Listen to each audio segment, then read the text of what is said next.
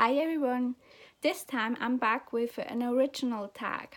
I did this tag on my blog a while ago, but didn't really like it that much, so I went over it again and added some things and changed some things. The blog post is therefore no longer up, so I can't link it, but here we are, and it's the Philosopher book tag. Now, some of you may know that I study philosophy and have a deep passion for philosophy, so I thought I would pair up those two passions and create a tag based on famous philosophers.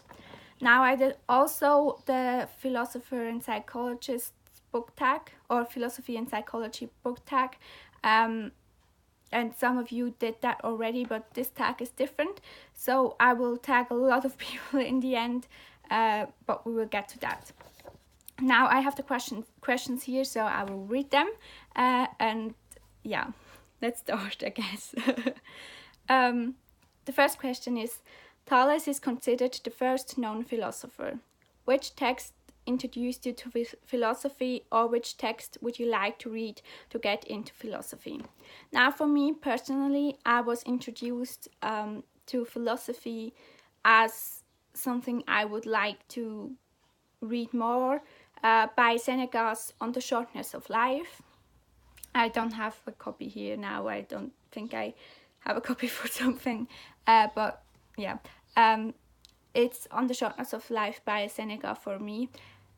I've read it, I think I was 13 when I've read it, and therefore I was in love ever since with the concept of philosophy and got introduced to many other philosophers through that and through Seneca's philosophy and outlooks on life, and try to search different opinions or same opinions on the same line as Seneca. And I think it's really interesting to see that I came across philosophy through a classic philosopher. I'm sorry, through a classic philosopher, because I think there are two ways you approach philosophy. It's either through the classics and the really ancient Greek or Roman philosopher, or through more modern philosopher, and for me personally was through an ancient one, Seneca. Now the second question is, Karl Marx is a political philosopher turning the world upside down with the Communist Manifesto. Which political event or event in history would you like to read more about in fiction? Now I answered this question in two ways. One is regarding Switzerland, and one is regarding general actions, political actions in the world. And if you hear peeping noises again, those are my birds.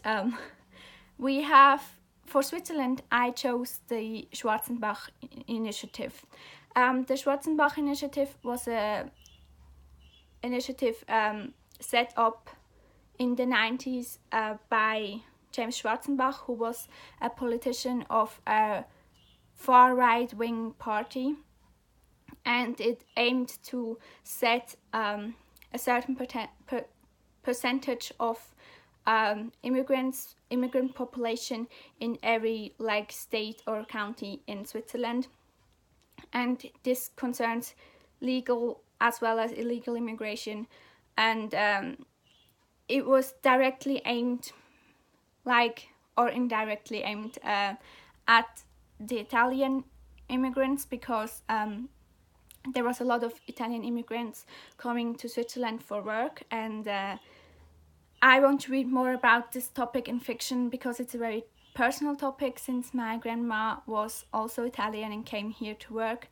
and the way this initiative was built upon really hateful and extremely racist basis and grounds. It's a very personal story for me, and I want to see this represented more, especially in Swiss literature, because I think it's a topic we as Swiss people don't really want to talk about, because we want to appear as perfect and without having faults in our past.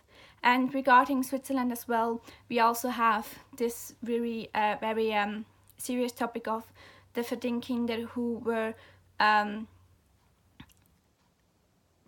brought away from families who were doomed as not good enough to look for their children, especially people who traveled around and hadn't really fixed place to live. They were deemed as not qualified to look after their children, based on on racist ideas that those are not people who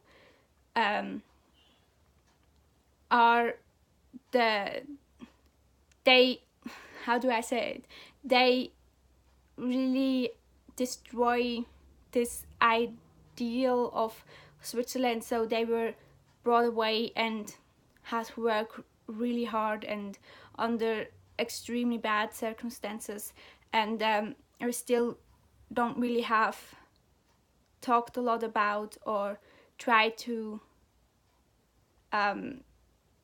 solve this extremely horrific problem of our past. And I think it's important to write about that, and I will not get into the relations we have with Nazi Germany and how much of the gold of Jewish people we took away and we still have to this day, and how we don't talk about that. But yeah, for personal reasons, I would like to talk about, or would like to see more talked about in books, the Schwarzenbach Initiative, and as well as the fate of the Verdingkinder or Verding children. And related to general political or actions, especially from the past in the world, I would like to see more books on the French Revolution. I know there are tons, I'm sure, but I can't have enough of that. I'm a massive, I don't really know if you can say fan, but I really like to read about the French Revolution. And things I would like to see more, because I don't really know any books that talk about that topic. Let me know if you know any book. Is the assassination of Franz Ferdinand in Sarajevo. If you don't know, it is considered the event that set off World War I, and I would really like to see a book based on this specific event. Then the third question is, Jean-Jacques Rousseau highly influenced the Enlightenment, a period which introduced critical thinking to the common people. Which book or author forced you to think more critically? Recently, I've mentioned again another philosopher, and it's David Hume. I read him in a course for my philosophy study, and his ideas are great, and I was really inspired by those, but his approach to critical thinking and skepticism is really something that inspired me, and he was never afraid to be skeptical about things he was told to believe and to accept, and he always tried to be skeptical of that, and that I found really inspiring. And in general, I would say Heinrich Böll and his work The Lost Honor of Katharina Blum. I will definitely soon, hopefully, read this book and review it on the channel, so I will get into more details about the story. But it's what it taught me was to look critically at everything that is told by the media and presented and produced by media, and never take anything for the truth unless I know what happened, and be critical and not be afraid to ask for backgrounds. Again, if you know the story, you know what happened and how this can be seen as a critic for the media even today, or especially today. Then the fourth question is, Voltaire once said, "I do not agree with what you have to say, but I will defend to the death your right to say it," which is a popular book everyone seems to love, but you didn't. I will not get into rants, but it's a poetry collection called Our Numbered Days. I forgot the title, but it doesn't matter because it's shit. I forgot the author, I'm sorry.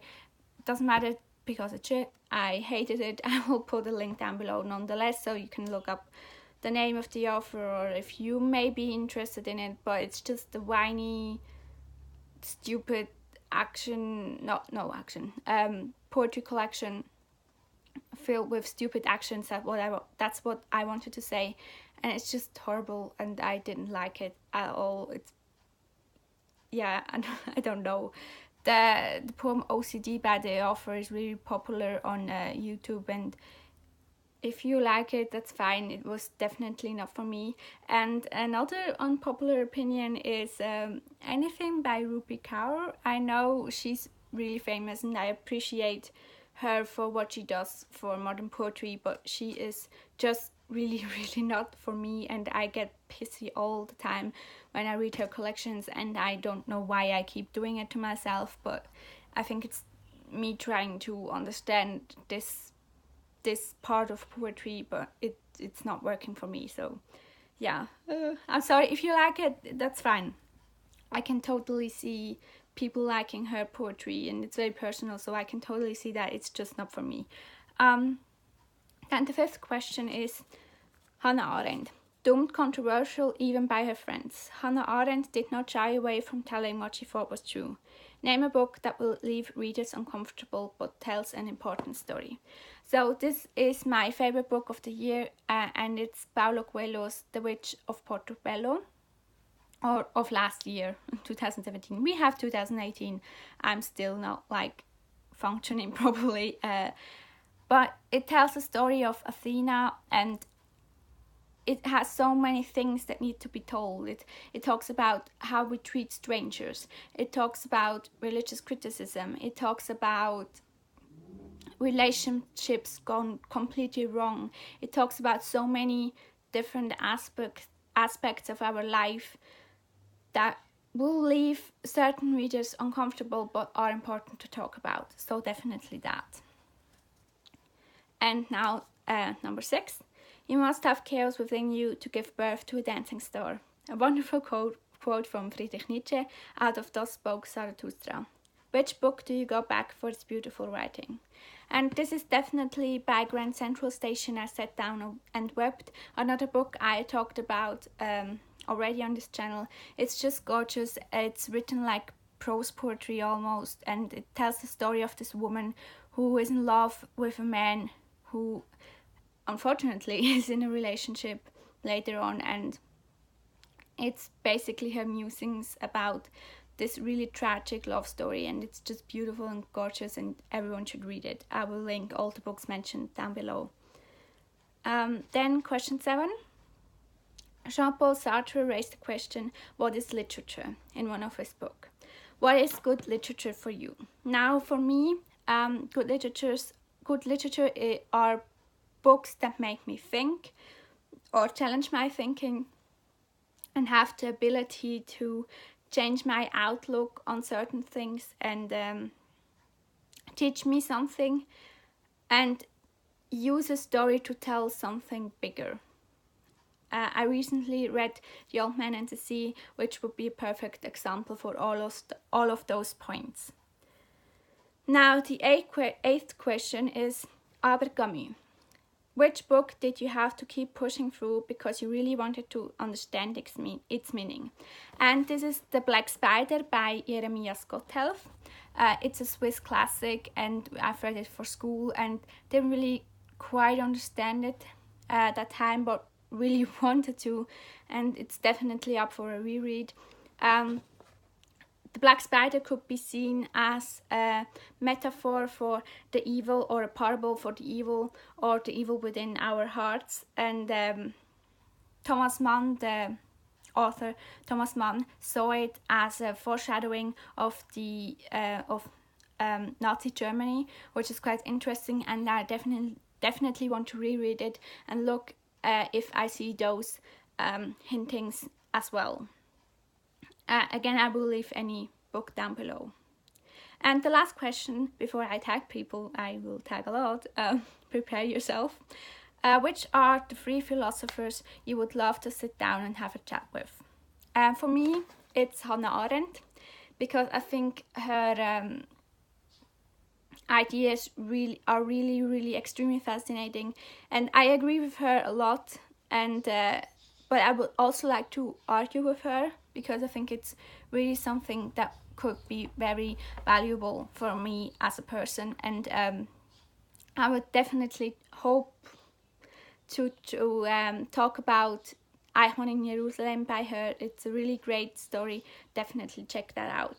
And the next one is an obvious choice for everyone who knows me, Friedrich Nietzsche. He is just a person who fascinates me, and as you can tell from the questions, Das Spoke Zarathustra is one of my favorite books of all time. I hope I can read it very soon, and it's just, he is wonderful, a very controversial person as well, so it would be interesting to see his points on certain things, or on certain aspects he was projected on. I would really like to meet him and talk with him.